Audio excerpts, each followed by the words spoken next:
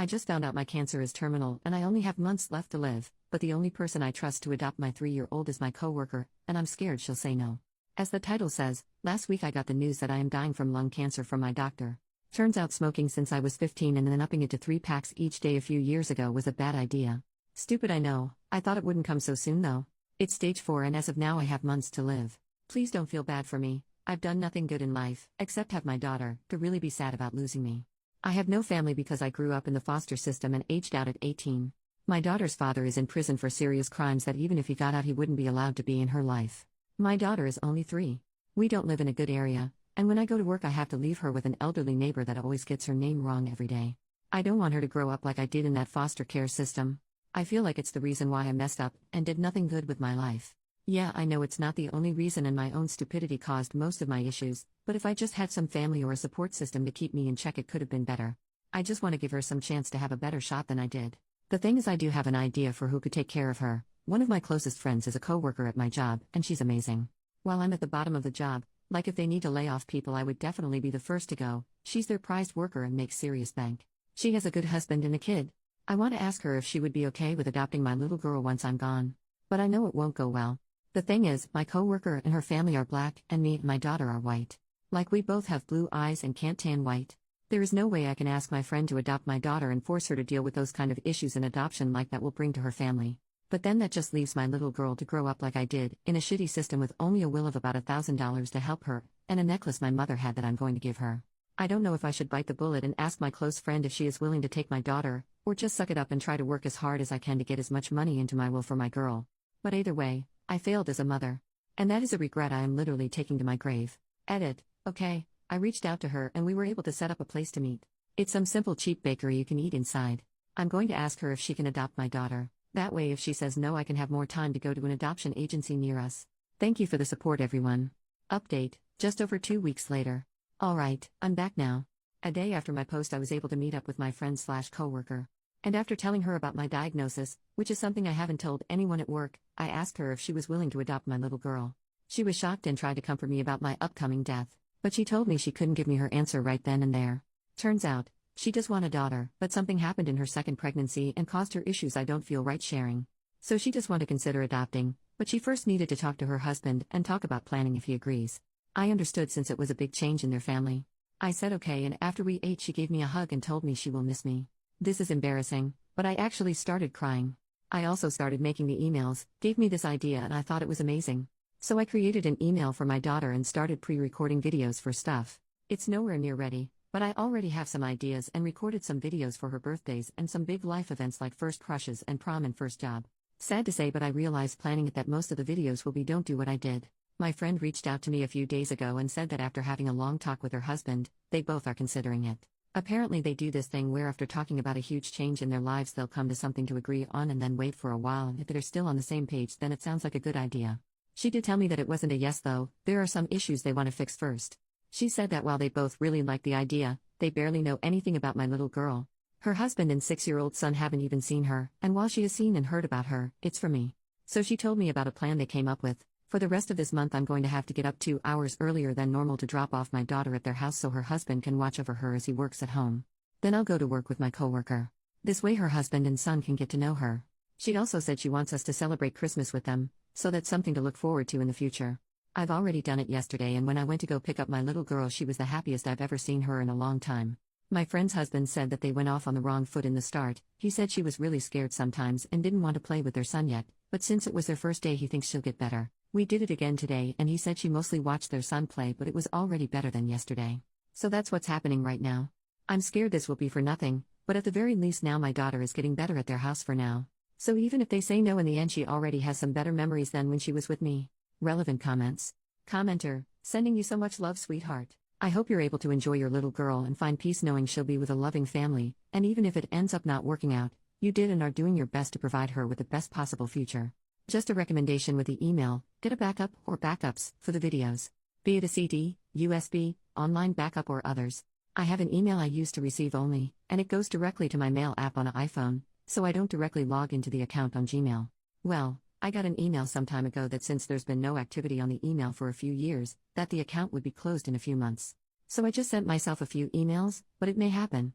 So please get a backup, because she'll definitely appreciate it. OP, thank you. I'll try to do backups in any videos. I think if my friend says yes after all of this, I'll tell her about email deletion so she could help stop that from happening. That does scare me, is doing all of the emails and having them lost before she can see them. Commenter number 2. I know I'm only an internet stranger, but as a mom, I'm proud of you. You don't have much, but everything you do have is focused on your baby girl, and that's what makes a great mom. One thing I will say to add to the email idea: if you can, grab some loose sheets of paper or a small notebook and write down your favorite recipes, including all the things you add that make it something only you've made. Give that to her, because one day she'll be happy to say, I made my mom's food. Write down little happy things you come across in the time you have left, not in email form but in your own handwriting, because she'll treasure that in years to come if it's a tangible link to you. Write down places you like to go, favorite color, favorite music, things like that. Little pieces of you, so she'll have something to physically hold on to when times get hard. OP, I was thinking of writing a letter for my little girl's 13th birthday. The only thing I have from my mom is this necklace that has been with me. I don't know what it is, but it has a lot of curls and hoops with a pretty almost clear stone in the middle. I was going to write a letter explaining the necklace is from her grandmother, and now since she would be old enough it's going to be hers. I do have recipes I know she loves. That would be an amazing idea. She loves my egg salad sandwiches, so that's one recipe I'll write down. Thank you. Second update, 1 month and 1 week later, I'm back again.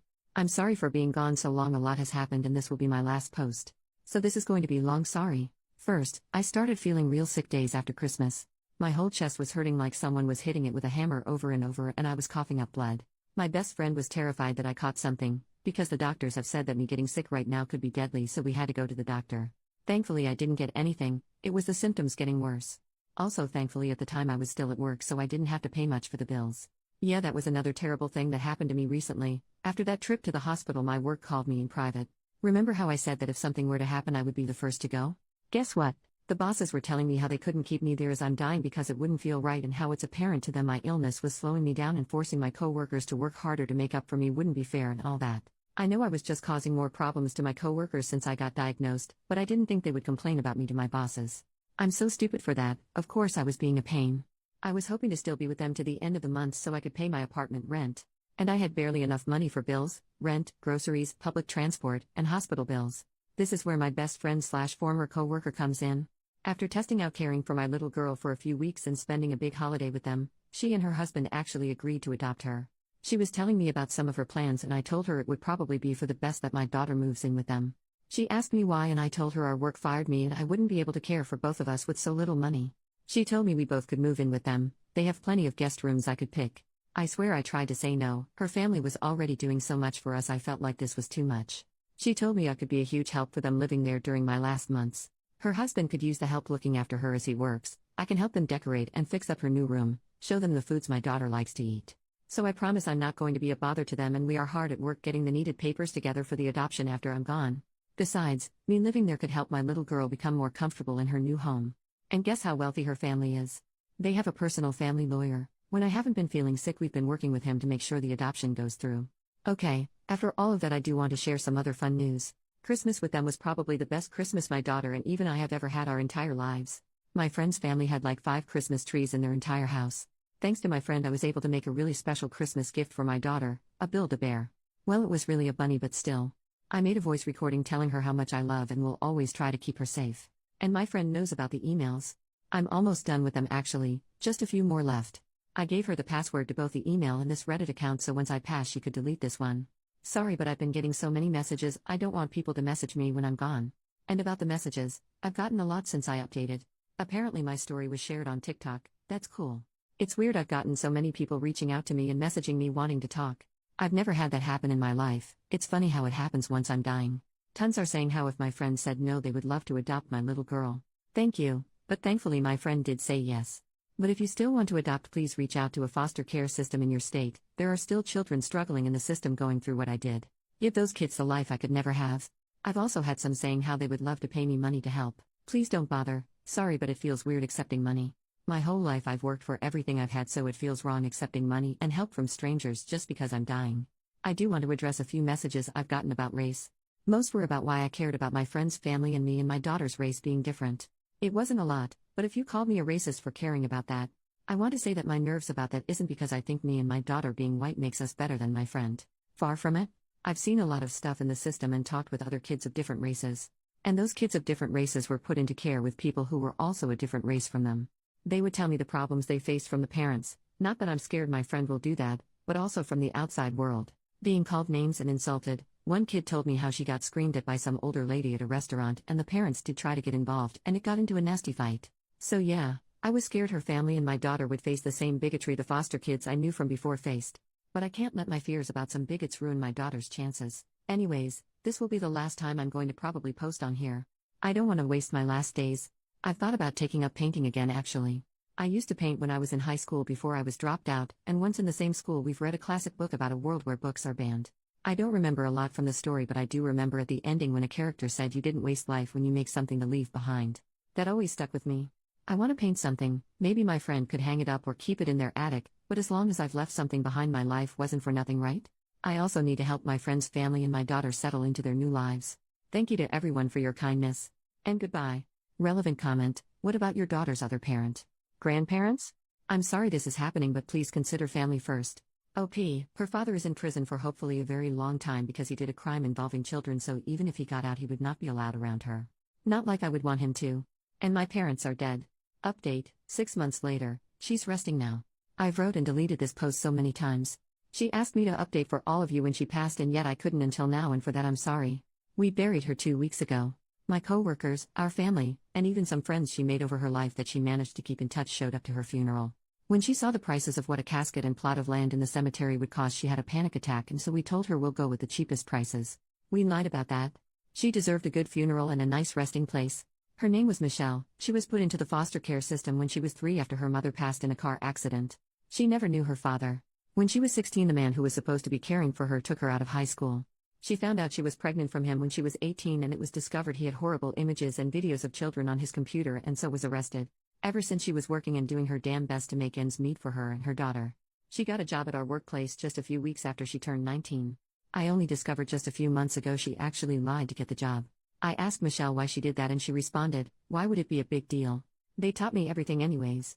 That's the Michelle I knew. It shocks me reading over her messages she left behind. How little she thought of herself. She was always so confident, at least how we all saw her. She walked head held high and with a purpose. She never appeared out of control of a situation, except for the past few months, and honestly I believe she was allowed to have moments of panic and grief. Nothing went past her too. She seemed to know everything that was going on around her at all times. It also seemed like Michelle wasn't afraid of anything. She even made friends with some homeless people around the area she lived in before moving in with us. One of them was Ted, who she knew because he was around a gas station beside the bus stop. Before her cancer took a turn for the worst and she was taken to a hospital, she asked me to drive her there. I thought at the time she wanted to see some familiar sights. But instead she walked into the gas station, bought a sandwich, and then walked around the side and handed it to who I learned was Ted. Ted showed up to her funeral. I don't want to describe her last few weeks when she was alive. It was in the hospital and she was so weak and frail. Just not like her. We visited her as much as we could. Our children hated seeing her in such a state though. All of us did, but we couldn't just ignore her and leave her behind. I wonder if it was the right thing to do though. Our last visit I just had a feeling it was the end. She was asleep when she finally passed on. She had gladiolus and poppies at her funeral. We all loved the meaning behind the gladioli flower, and she picked poppies because she loved calling our daughter her little poppy. We painted little poppies on her bedroom walls. She keeps asking us where her mother is. And always sleeps with the bunny Build-A-Bear Michelle made. Michelle never got to finish her painting, but I think that makes it more special. We're gonna hang it up in our daughter's room when she gets older. The emails are finished, and she's going to see her first one on her 4th birthday. We have all the letters and recipes she was able to write down tucked away in a safe location. Like the painting, we'll give them to her as she grows older. We also were able to apply our daughter for full Social Security survivors benefits, and we'll be putting those into a savings account for future college or life use. That's all I can think of right now. According to Michelle's wishes, I'll be deleting this account in a few weeks. My husband and I promise we'll raise our daughter to the very best we can and make sure she is as loved as Michelle loved her. Thank you all for your kind words and support. Final update: Michelle's account has been deleted.